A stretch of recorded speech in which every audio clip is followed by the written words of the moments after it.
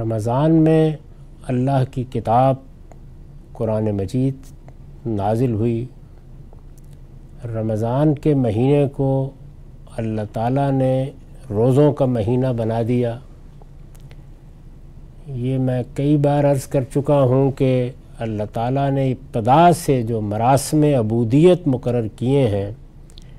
ان میں جس طرح نماز رہی ہے، زکوٰۃ رہی ہے، قربانی رہی ہے،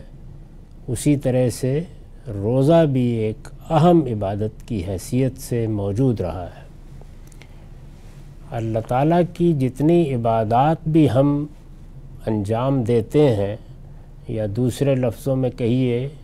جو مراسم عبودیت ہمارے لیے مقرر کیے گئے ہیں، وہ سب اللہ تعالیٰ کے ساتھ ہمارے تعلق کا علامتی اظہار ہے۔ اس دنیا میں ہم اپنے جذبات، احساسات اور اپنے تصورات کو جب زبان دینا چاہتے ہیں تو الفاظ کی زبان بھی دیتے ہیں، اور بعض موقعوں کے اوپر عمل کی زبان سے بھی ان چیزوں کا اظہار کرتے ہیں۔ جیسے ہم ملنے والوں کے ساتھ مصافحہ کرتے ہیں، معانقہ کرتے ہیں، بعض علامتیں اپنے قومی افتخار کے اظہار کے لیے جھنڈے اور ترانے کی صورت میں قائم کر لیتے ہیں۔ اللہ تعالیٰ کے ساتھ ہمارے تعلق کی بھی جتنی بنیادیں ہو سکتی ہیں ان سب کو متعین کر کے ہمارے پروردگار نے خود ہمارے لیے عبودیت کے مراسم مقرر کر دیے ہیں۔ سب سے پہلی چیز ظاہر ہے کہ عبد اور معبود کے تعلق میں پرستش ہے۔ اس کے اظہار کے لیے نماز کا طریقہ ہمیں سکھایا گیا، اس کا پابند کیا گیا، تاکہ اپنی طرف سے کوئی چیز ایجاد کر کے ہم افراط تفریط کا رویہ نہ اپنا لیں۔ اسی طرح سے اپنے جان و مال کو اپنے پروردگار کی طرف نظر کرنے کے لیے جانوروں کی قربانی کو ایک رسم کے طور پر قائم کیا گیا۔ یہ بھی مراسم عبودیت میں بڑی اہم چیز ہمیشہ سے رہی ہے۔ قربانی نظر کی تمثیل ہے، یعنی بندہ اصل میں کسی جانور کو ذبح کر کے اس بات کا اعلان کرتا ہے، علامتی طور پر اعلان کرتا ہے کہ مجھے بھی اگر اپنے پروردگار کے دین کی نصرت کے لیے کسی وقت جان دینا پڑی تو میں اسی طرح اپنی جان کا نذرانہ پیش کر دوں گا۔ روزہ اس میں اطاعت کی تمثیل ہے۔ اس میں بعض ایسی چیزوں پر پابندی لگا دی جاتی ہے اور ایک بندہ مومن اس پابندی کو اپنے پروردگار کی خوشنودی کے لیے بطیب خاطر قبول کرتا ہے کہ جن چیزوں پر کسی حالت میں بھی پابندی نہیں ہونی چاہیے یا اس کا کوئی عقلی تقاضا بیان نہیں کیا جا سکتا۔ یعنی ہماری وہ جبلتیں جن کو اللہ تعالیٰ نے ہمارے وجود کا ذریعہ بنا دیا ہے، ہم کھاتے ہیں، ہم پیتے ہیں،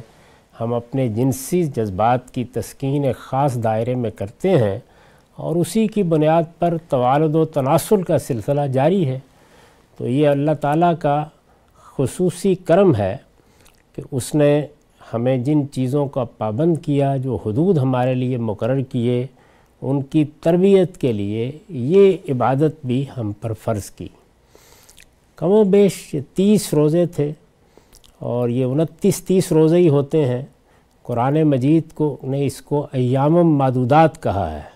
یعنی گنتی کے چند دن۔ پورا سال انسان کھاتا ہے، پیتا ہے، اور ان سب چیزوں میں اپنے لیے حظ اور لذت کے سامان ڈھونڈتا ہے یا زینت کی چیزوں کو اختیار کرتا ہے جو اللہ نے اس کے لیے پیدا کی ہیں،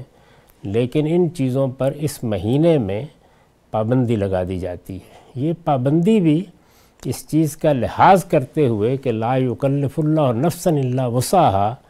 دن کے اوقات میں لگائی گئی ہے، یعنی راتوں میں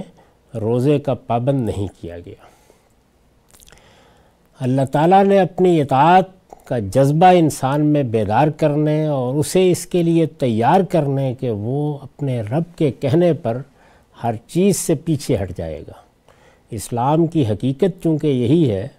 کہ بندہ اپنے آپ کو اپنے پروردگار کے سپرد کر دے۔ سیدنا ابراہیم علیہ السلام نے جو الفاظ کہے ہیں وہ ہمیشہ کے لیے لافانی تعبیر ہیں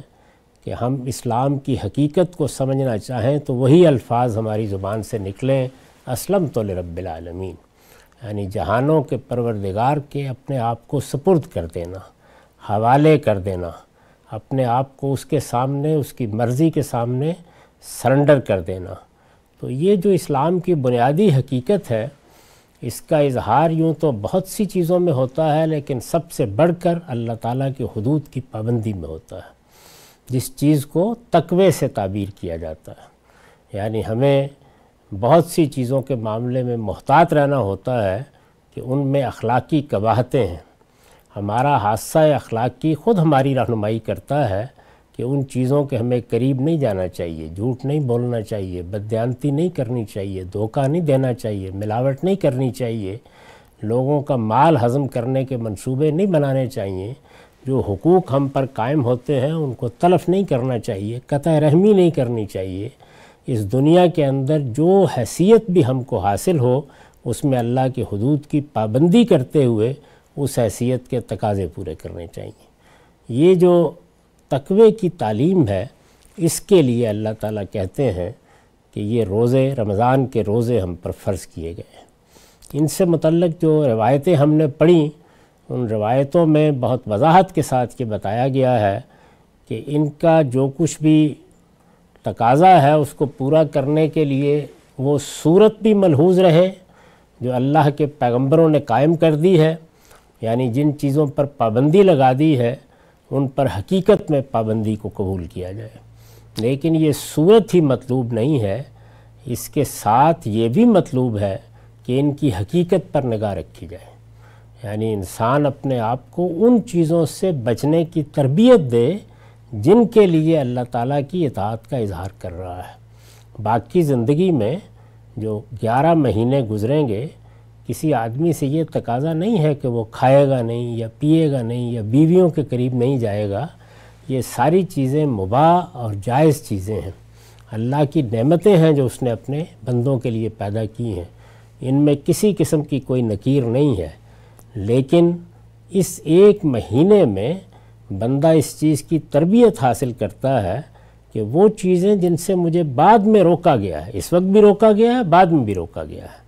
یعنی وہی جو میں نے ابھی آپ کے سامنے بیان کی کہ میں کسی کو دھوکہ نہیں دوں گا، کسی کو ساتھ فریب نہیں کروں گا، میں کسی سے جھوٹ نہیں بولوں گا، میں کسی کو نقصان نہیں پہنچاؤں گا، کسی کی عزت آبرو کے خلاف کوئی اقدام نہیں کروں گا۔ دین کی جتنی اصولی باتیں ہیں وہ سب ہمیشہ میرے پیش نظر رہیں گی، اور میں اللہ کے حدود کے اندر رہ کر زندگی بسر کروں گا۔ تو یہ جو چیز ہے، یعنی جو روزے کی حقیقت ہے، جو اس کا مقصد ہے، اس کو ہمیشہ ہدف بنا کر انسان رمضان کے یہ دن گزارے۔ ان میں خاص طور پر یہ چیز بھی ہمارے سامنے ان روایتوں سے آئی کہ آدمی کو جتنا بھی موقع ملے، اللہ تعالیٰ نے یہاں پر بھی لوگوں کی رعایت کرتے ہوئے سورہ مزمل میں فرمایا ہے کہ لوگوں کی ذمہ داریوں کی نوعیتیں الگ الگ ہوتی ہیں،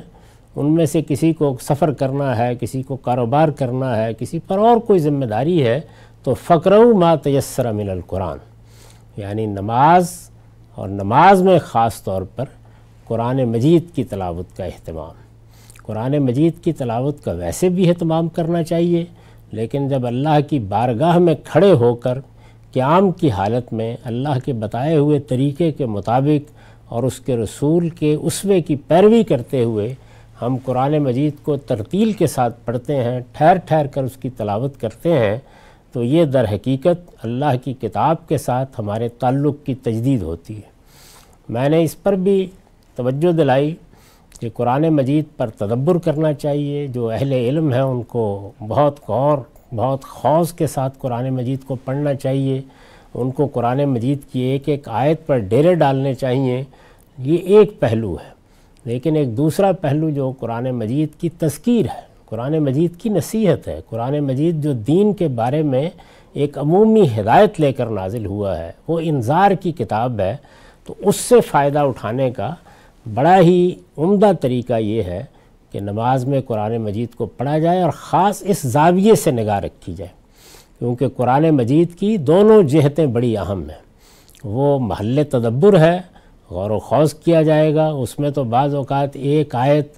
2 آیات بھی مہینوں زیر غور رہ سکتی ہیں، لیکن دوسرا اس کا پہلو جو اس کا اصل ہدف ہے وہ کیا ہے؟ تذکیر، انذار، لوگوں کو خبردار کرنا، ان کو بیدار کرنا،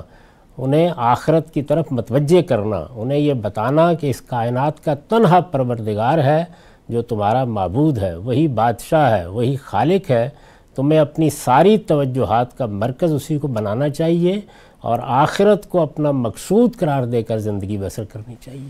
یہ در حقیقت وہ پیغام ہے جو قرآن سے اس مہینے میں خاص طور پہ حاصل کرنا چاہیے، اور اس کے لیے اس سے بہتر کوئی چیز نہیں کہ نماز میں اس کا اہتمام کیا جائے۔ اللہ تعالیٰ نے اب بہت طریقے پیدا کر دیے ہیں جس میں آپ اچھی سے اچھی آواز میں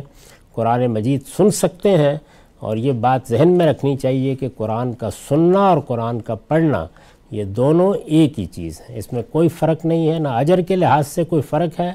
اور نہ اس اعتبار سے کہ آپ قرآن مجید سے تذکیر اور نصیحت حاصل کر رہے ہیں۔